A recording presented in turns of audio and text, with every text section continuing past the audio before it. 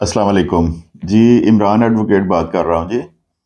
آج کی جو ویڈیو ہے بہت اہم ہے اور ہر بندے کے لیے، بے شک وہ کسی زرعی زمین کا چھوٹا ٹکڑا لینا ہو، جس طرح آج کل بہت سارے جو لوگ ہیں اپنے فارم ہاؤسز کے لیے زرعی زمین لیتے ہیں، 4 کنال لے لی، 8 کنال لے لی، 2 کنال لے لی، یا جو کالونیاں کاٹتے ہیں۔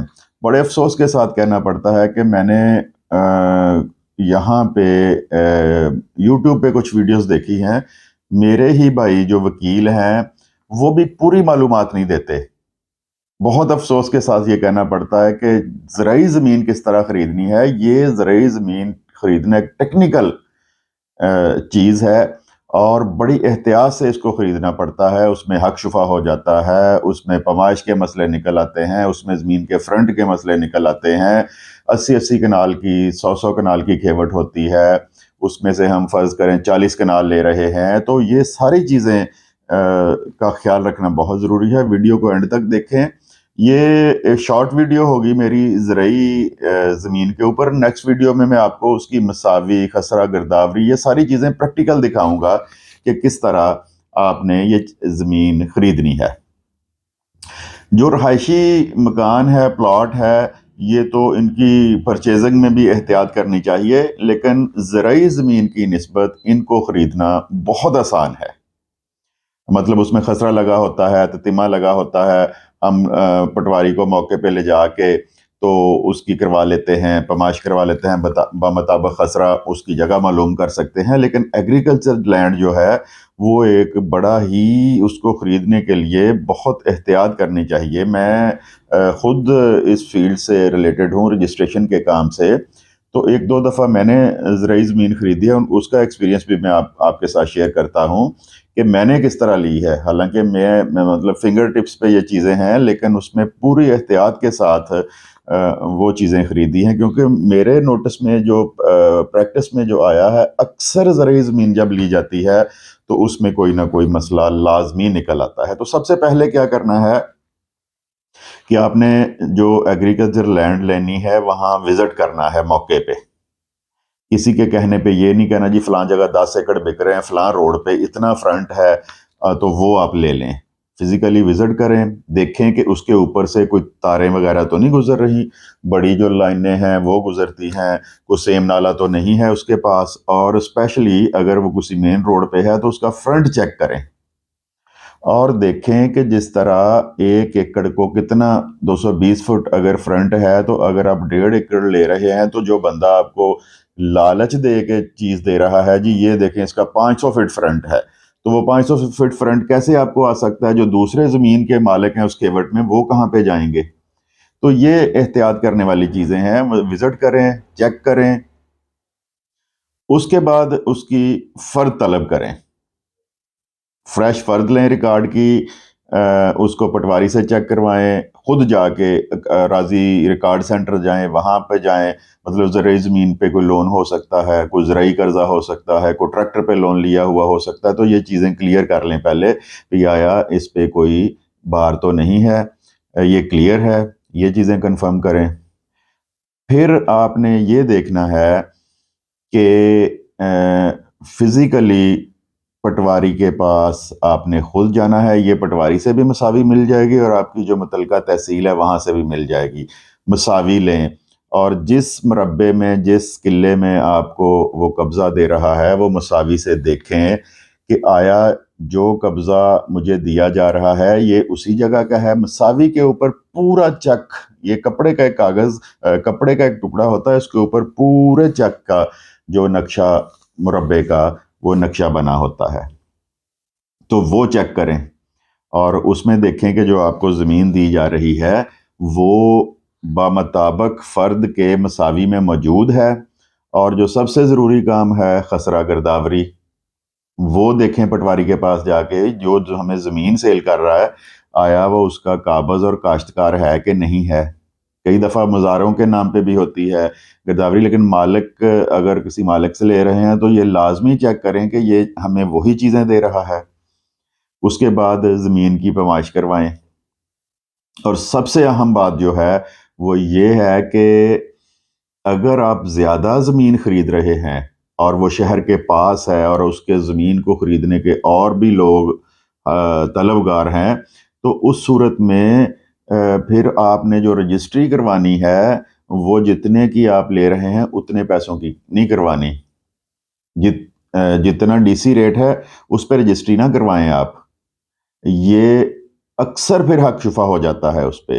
حق شفا سے بچنے کے لیے یا تو ایکچول پرائس کے قریب قریب کروائیں رجسٹری، یا جب آپ زمین کا اقرار نامہ کریں تو مالک کے ساتھ طے کر لیں کہ 1 کنال 2 کنال کی جو ہے مجھے رجسٹری کروا دیں پہلے۔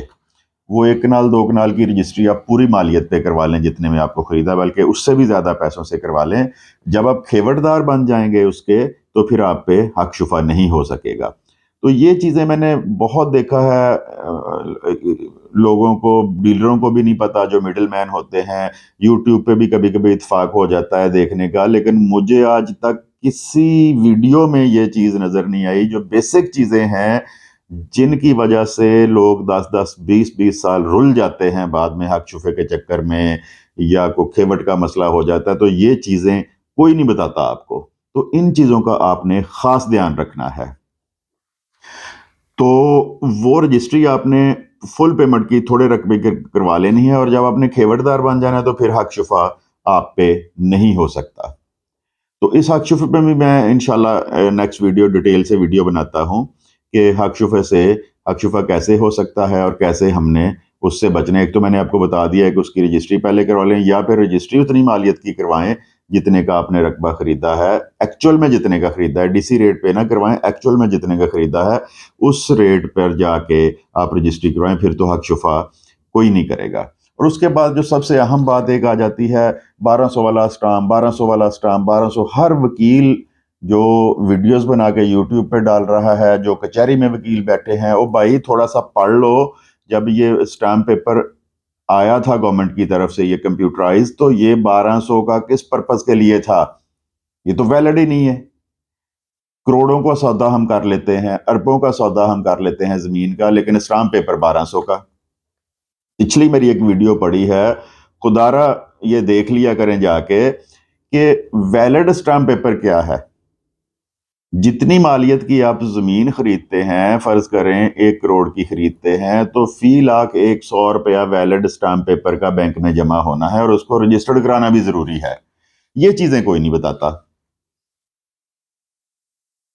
فلاسفر بنے بیٹھے ہیں یوٹیوب پہ، اور یہ چیزیں لوگوں کو بتائیں، ان کی مشکلیں آسان ہوں، اور وہ فیوچر میں جو اپنا پیسہ انویسٹ کرتے ہیں وہ پھنس جاتا ہے، کچہریوں کے چکر لگاتے ہیں، اس سے وہ بچ سکیں۔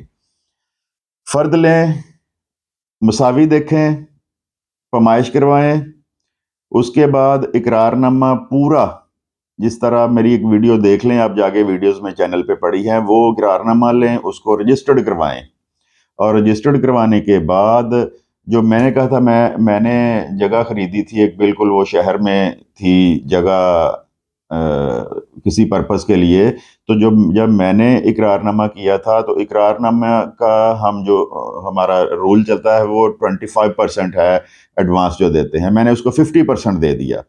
میری جگہ تھی تقریباً 1 ایکڑ، تو میں نے پھر اس کو، جس سے میں نے جگہ خریدی تھی، میں نے اس سے کہا کہ میں نے 92 پہ 4 دیواری کروانی ہے، تو اللہ اس کا بھلا کرے وہ مان گیا، تو 92 پہ میں نے 4 دیواری کروا لی۔ اب جو قیمتی زمین شہروں کے پاس آ گئی ہے ایگریکلچر لینڈ، تو اس میں ایک کھیوٹ میں ہے 80 کنال کی کھیوٹ، اور آپ لے رہے ہیں 8 کنالیں، اور 8 کنالوں کا جو بنے گا فرنٹ وہ بنے گا 220 فٹ، 4 کنالوں کا بنے گا 110 فٹ۔ تو اگر کوئی بندہ آپ کو ایک ایکڑ دے رہا ہے اور فرنٹ دے رہا ہے 500 فٹ، تو لازمی کل کو پیچھے سے کوئی بندہ نکل آئے گا کہ جس کا فرنٹ کم ہوگا اسی کھیوٹ میں وہ مالک ہوگا۔ سالم کھیوٹ کا مطلب یہ ہے کہ سالم کھیوٹ میں 80 کنال کی جو کھیوٹ کا مالک ہے، جو پیچھے بھی بیٹھا ہے، کل کو وہ دعویٰ کر سکتا ہے آپ پہ کہ مجھے بھی فرنٹ سے حصہ دیا جائے۔ تو ایک تو اس کی 4 دیواری کروائیں، اور دوسرا کوشش کریں کہ اس کو تقسیم کروا لیں، عام پٹوار کی زبان میں ہے کہ اس کا ونڈا کروا لیں۔ تو یہ چیزیں لازمی کریں۔ اگر آپ 4 دیواری نہیں کروا سکتے، سم ٹائم آپ ایک مربع زمین لے رہے ہیں، تو اس صورت میں پھر پلر لگوا لیں، سیمنٹ کے پلر ملتے ہیں، اس کی بیاننے پہ کوشش کریں کہ اس کی آپ پلروں سے نشاندہی کر لیں تاکہ آگے پیچھے سائیڈوں والے کو کسی کو اعتراض ہو تو وہ رجسٹری سے پہلے آپ اعتراض آپ کا دور ہو سکے. یہ نہ ہو کہ آپ رجسٹری کروا لیں اور اس کے بعد آپ کا کیس شروع ہو جائے، اس پہ سٹے ہو جائے، اگر کالونی کے لیے لی ہے کالونی نہ کاٹی جا سکے. تو یہ احتیاطیں جو ہیں یہ لازمی کریں.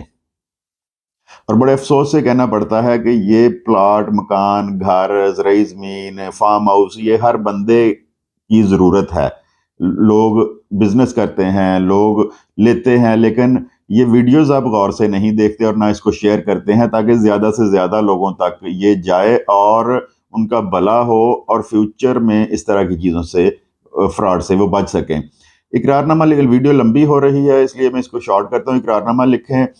اقرار نامے میں کوشش کریں، جو میرے پاس کلائنٹس آتے ہیں میں ان کو بھی بتاتا ہوں کہ کوشش کریں، اگر آپ 1 کروڑ کی جگہ لے رہے ہیں 25 لاکھ اس کو دینا ہے تو کوشش، اگر آپ فائلر ہیں تو کوشش کریں 25 لاکھ کا ہی پے آرڈر دیں، یا کم از کم 20 لاکھ کیش دیں اور 5 لاکھ روپے کا آپ اس میں کراس چیک دیں، پے آرڈر دیں، اور اس کا اقرار نامے میں ذکر کریں کہ فلاں بینک کا دیا ہے، فلاں اس کا نمبر ہے، کہ کل کو اگر لیٹیگیشن چلے تو آپ کو معلوم ہو کہ اس زمین کے لیے آپ کے پاس ایک ٹریل ہو کہ اس زمین کے لیے میں نے یہ چیک یا پے آرڈر دیا تھا.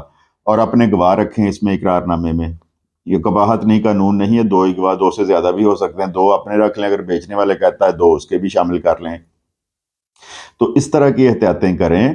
یہ جو میں نے کہا ہے کہ اس کو پلر لگوا لیں، اس کی 4 دیواری کروا لیں، اور مساوی دیکھیں، اس کی خسرہ گرداوری دیکھیں، اس پہ لون تو نہیں ہے، یہ ساری چیزیں چیک کروائیں. اور اگر آپ نے ڈی سی ریٹ پہ کروانی ہے تو کوشش کریں کہ اس میں کچھ پورشن اپنے نام کروا لیں، اور اس کے بعد پھر جب آپ کا رجسٹری ٹائم آئے تو پھر آپ ڈی سی ریٹ پہ بھی کروا سکتے ہیں اور حق شفا سے بچ سکتے ہیں.